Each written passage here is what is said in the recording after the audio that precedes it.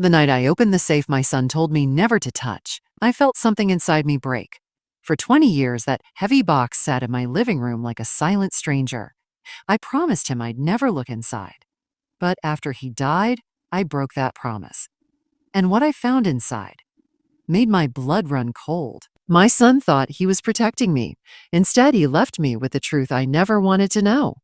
I never thought I would live long enough to see the day when silence became heavier than words.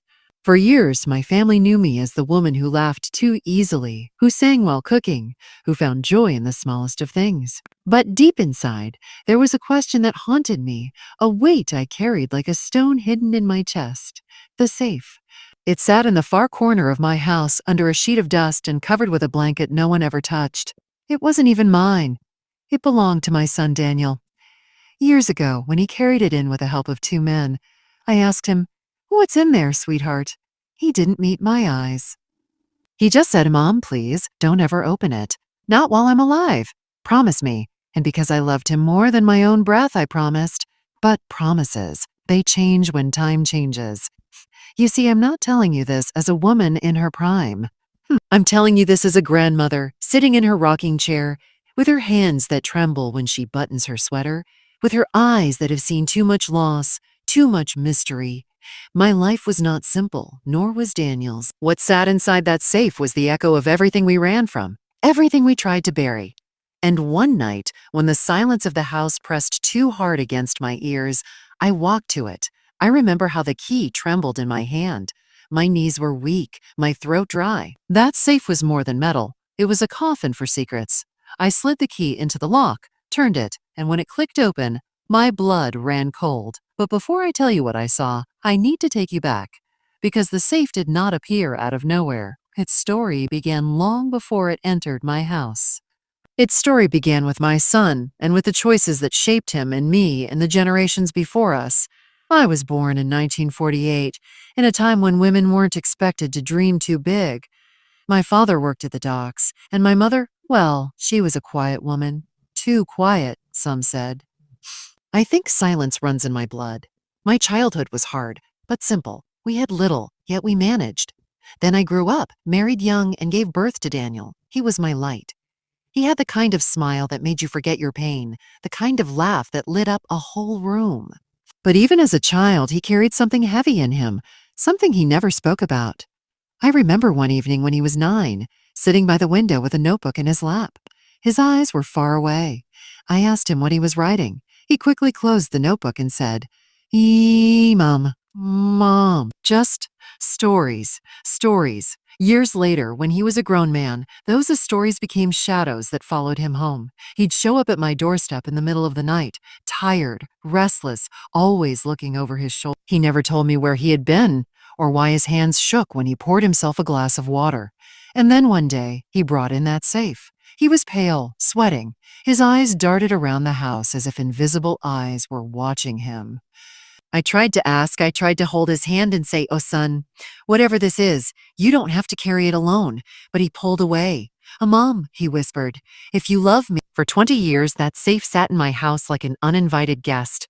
I dusted around it. I walked past it. I heard it breathing at night, even though I knew that was impossible. My grandchildren played in the living room, and I always told them, stay away from that box. They never asked why. Children are good at sensing what not to ask, but promises fade when the person you made them to is gone. Daniel died 3 winters ago. His heart gave out before mine, and the day I buried him, I thought I buried every secret with him. But grief has a way of whispering in your ear at night. Grief reminds you of all the unfinished conversations, all the questions you never dared to ask. So there I was, standing in front of the safe with the key he had left behind in his drawer. My hand shook as I placed it in the lock. My breath caught as I twisted it. And when I pulled the door open, the air grew colder. Inside was not what I expected. Not money, not gold, not documents, but something else. Something that carried the weight of our family's past. Something that linked Daniel's secrets to mine and to the life I thought I had buried decades ago. And that is where I must begin. Because before you can understand what was inside the safe, you must understand the life I lived, the choices I made, and the man my son became. The safe was only half the story. What I found inside was like a mirror reflecting everything I had tried to forget. But to make sense of it, you must understand the life I once lived, long before my hair turned gray, long before my hands shook the way they do now. I was 17 when I first learned that love can be both a gift and a curse. His name was Richard. He wasn't the kind of man a girl like me was supposed to notice. I came from a poor family. My dresses were hand-me-downs, my shoes patched more times than I could count. Richard came from a family that had money, connections, and ambition carved into their bones. He had charm, the kind that could talk its way into any heart. And I, naive, starry-eyed, fell for him. We married quickly, too quickly. My parents tried to warn me. My mother said, "E-love is sweet, but it doesn't put food on the table." My father just stayed quiet, though I saw the worry in his eyes. But I didn't listen. I believed in Richard. For a while, he gave me the world. Flowers every Friday, music on the radio, evenings where he held me close and whispered promises into my hair. When Daniel was born, I thought I had it all. But promises break, and people change. Richard wasn't the man I thought he was. Behind his smile was a hunger for more money, more power, more control. He had dealings with people I never met, late-night calls he wouldn't explain, long absences with excuses that didn't add up. At first, I ignored the signs. I told myself all men worked hard, that he was doing it for us. But when Daniel was about 10, I found the first letter. It was hidden in his coat pocket, written in a rushed hand. It mentioned a deliveries, a debts, and a name I'd never seen before. When I confronted him, Richard's face turned cold. "There's it." He told me never to go through his things again. His voice, once warm, was sharp as glass. I stayed silent for Daniel's sake, but silence doesn't stop the storm. One night, Richard didn't come home. Hours stretched into days, and then a knock came at my door. Two men stood there, men whose eyes were too calm, too watchful. They told me Richard had been caught up in something, and that I should have forget what I knew. I wanted to ask questions, but fear locked my throat. I never saw Richard again. Some say he disappeared, some say worse. All I know is that I was left alone, with a 10-year-old boy who needed answers I didn't have. That boy was Daniel. From that day forward, Daniel changed. He stopped asking about his father. He stopped laughing as much. He became quiet, observant, always watching, always listening. Too much like the men who came to my door. By the time he was a teenager, he was keeping secrets of his own. Late nights, notebooks he wouldn't let me touch, bruises he wouldn't explain. He said he was fine. He said he was just trying to help us survive, but I knew better. Daniel wasn't just my son, he was his father's child. He had inherited the same hunger, the same shadows, only this time it wasn't about wealth, it was about protection. He once told me, "Mom, I won't let what happened to Dad happen to us. But to keep us safe, you can't know everything. Some truths are more dangerous than lies." And then the safe appeared. I think in a way that safe was his way of protecting me. He locked away the pieces of his life he couldn't carry out in the open.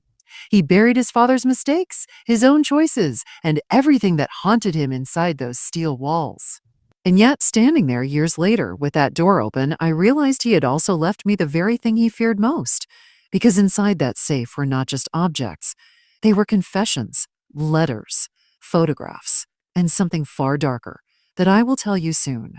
But before I speak of what I saw, let me tell you about the night I first realized Daniel had inherited more than just his father's secrets. It was the summer of 1979. Daniel was 16. I had gone to bed early, but I woke to the sound of voices downstairs. I crept to the staircase, and there he was, standing in the living room with two men. They looked familiar in a way I didn't like. Sharp suits, sharp eyes, too polished for our little neighborhood. I stayed hidden, listening. One of them said, "You've got potential, kid. But you better understand, once you start, there's no leaving." Daniel nodded, too calm for someone his age. His hands were steady. He looked nothing like the boy who used to laugh at cartoons on Saturday mornings. That was the moment I knew I had lost him, not to death, but to something else, something I couldn't fight. And yet, I didn't stop him. How could I? I was his mother, but I was also powerless. All I could do was hope he would survive long enough to come home. Years later, he carried that safe into my house. And when he whispered, "And never open it, Mom," I heard the echo of his father's voice. The sins of one generation had passed to the next, and now here I am, staring at the proof. Inside that safe lay the ghosts of both my husband and my son. Proof that their lives were bound together by choices I never fully understood. When I touched the first photograph, my hand shook. It was a picture of Richard, my husband, the man I hadn't seen since he vanished, standing with Daniel as a young man. But Richard, he looked older, alive, in a time I thought he had already been gone. And that, my dear ones, was when I realized the past never stays buried. The moment I touched that first photograph, my body went cold. I had buried Richard in my mind long ago, but there he was, smiling faintly in the picture, standing shoulder to shoulder with Daniel. It wasn't possible. The photo was dated 15 years after Richard vanished. 15 years after men came to my door and told me to forget his name. I sank into my chair with the picture trembling in my hands. I whispered to the empty room, "So you lived all this time? But why hadn't he come back to me? Why hadn't he come back for his son?" As I searched deeper inside the safe, I found more photographs. Richard in hotel lobbies, in dim rooms, with men I didn't recognize. And Daniel, always nearby, older now, taller, his eyes darker than I remembered. Sometimes he looked at his father with pride. Other times, with a kind of burden in his expression, as though he carried a weight too heavy for his young shoulders. I pressed my hand against my chest, willing my heart to slow down. But that was just the beginning. Next, there were letters, dozens of them, neatly tied with string. Some were in Richard's handwriting, others in Daniel's. I forced myself to read. Richard wrote things like, "Oh, they don't trust me. If anything happens, the ledger will explain everything." The ledger. My eyes darted back to the safe. And sure enough, at the very bottom, under the stack of letters, was a thick black book bound in leather. Its corners were worn, its pages swollen with age. When I opened it, I saw names, hundreds of names, some underlined, some crossed out. Beside them were numbers, dollar amounts, dates, locations. I didn't understand at first, but then I remembered the whispers I had heard as a young wife, the men who had come to my door, the world Richard had belonged to, the one Daniel stepped into years later. This wasn't just a book, it was a record of debts, payments, betrayals, a history of a hidden world where money and loyalty bought power, and where mistakes could cost your life. And my son, my Daniel, had been part of it. My hand shook so badly I had to set the ledger down. The room felt smaller, the air thinner. For decades, I had asked myself why my husband disappeared, why my son became a man who lived half in shadows. Now the answers were staring me in the face. But there was one more thing. A box within the safe, smaller than the rest. I lifted it out carefully. Inside was a pistol, old but polished, wrapped in cloth. Beneath it lay a stack of documents, birth certificates, passports, identities that weren't ours. And then a final letter. This one was addressed to me. I will never forget the moment my eyes fell on the words written in Daniel's familiar hand. "Mom, if you're reading this, it means I couldn't keep my promise. I told you never to open this safe because I didn't want these truths to haunt you. But you deserve to know." Dad didn't die when we thought he did. He made choices, terrible ones, that forced him into hiding. I found him years later. I worked with him. I tried to fix what he had broken. But some things can't be fixed. Some debts can't be repaid. I lived in two worlds, Mom. The one where I was your son, and the other where I was his son. I tried to keep them apart, but in the end, I couldn't. If I failed, I want you to burn this ledger, burn these letters, and forget what you saw. Because if anyone else knows, it won't just be me who paid the price. It will be you and everyone you love. My vision blurred as tears filled my eyes. My son, my sweet boy, had carried this weight alone. He had tried to protect me, protect all of us, from the life his father dragged him into. And yet, in the end, he couldn't escape it. That was why he brought the safe into my house. Not because it was safe, but because he believed I was safe. That my silence, my ignorance would shield us both. But now, the truth was out. I looked again at the pistol, at the ledger, at the photographs of the man I once loved and the boy I raised. A lifetime of secrets stared back at me. That's when the cold ran deepest through my veins. Because I realized something no one had told me outright. Richard hadn't just abandoned us. Daniel hadn't just stumbled into his father's world. They had chosen this path together. And my silence, my years of looking away, of refusing to ask, had made it possible. I closed the safe and sat in the dark for a long time. The house was silent, but inside my chest, it felt like the echo of a storm. The safe hadn't just held secrets. It had held the truth about who my family really was, and once you see the truth, you can't unsee it. The safe sat before me, its door still open like a wound that couldn't be closed. For hours, I didn't move. I just sat there staring at the ledger, the photographs, the pistol, the weight of my family's sins spread out on the table like a feast no one could eat. I had always believed that silence protected us. That by not asking questions, I could shield Daniel from the pain of his father's disappearance and shield myself from the answers I feared. But now, sitting in that dim room with the truth laid bare, I understood. My silence had been part of the story all along. It wasn't just Richard and Daniel who had carried this burden. I had carried it too, by choosing not to see. The letter Daniel left for me trembled in my hand. His words were still sharp in my mind. Burn this ledger. Burn these letters. Forget what you saw. But how do you forget what has already carved itself into your bones? The night grew colder. Outside, the wind pressed against the windows. I thought of my grandchildren asleep upstairs, their dreams untouched by the shadows that had shaped our family. They didn't know who their father truly was. They didn't know the choices their grandfather had made, or the cost of those choices.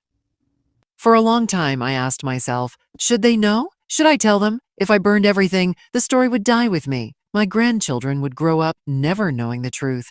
They would remember their father as a hard-working man, flawed but loving. They would never feel the chill that ran through me as I turned the pages of that ledger. But if I kept it, if I left the truth behind, then one day they too might open this safe. And when they did, they would inherit not just a name, but a curse. I wept that night. I wept for the girl I once was, for the man I married, for the boy I raised, and for the children who would never know the innocence of a family untouched by shadows. When dawn finally came, I made my decision. I gathered the letters, the photographs, the ledger, and the false documents into a pile. My hands shook as I struck the match. The flame caught quickly, curling the paper, erasing the faces, the words, the history. Smoke rose up like a prayer, or maybe a confession. But I did not burn everything. The pistol I kept. Not because I needed it, but because it was real, solid. A reminder that no matter how much we hide, the past always leaves behind something you can't destroy. And the last letter Daniel wrote to me, I kept that too. Because it was not just a confession, it was his voice, his heart, his love. Even buried under the shadows of his choices, my son had still been my son. I closed the safe once more, but this time it was empty. Now, as I sit in my rocking chair telling you this, I know you are wondering, why share this now? Why not keep it locked away in silence, as I always did? Because secrets are like chains. They bind families tighter than love ever could. And I don't want you, my grandchildren, to inherit chains you cannot see. Your father was a good man, but he was also a man caught in a world he could not escape.